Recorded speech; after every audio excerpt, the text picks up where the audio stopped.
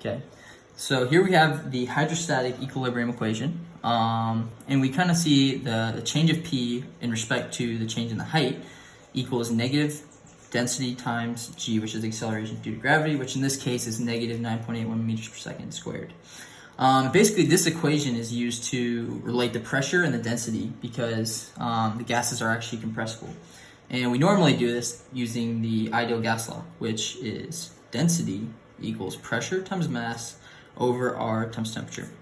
So in this case, if we were going to basically find the varying pressure at varying heights, we're going to combine these two equations.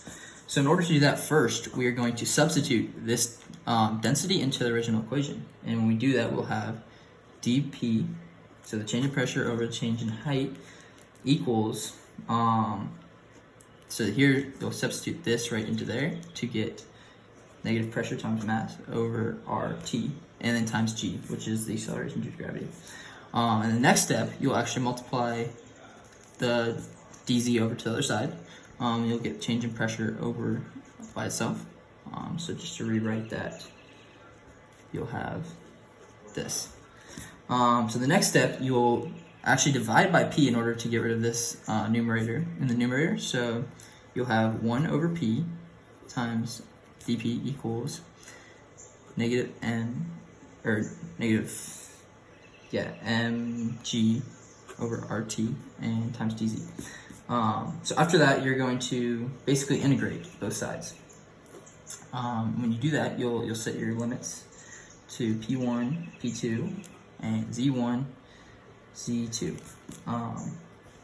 And once that is done, you'll go through the integration steps, and you'll get, so the natural log P2 over P1 is equal to negative mg over RT, and then you multiply by Z2 minus Z1. So here, after this step, you're going to basically take e to the power of both sides to get rid of the ln.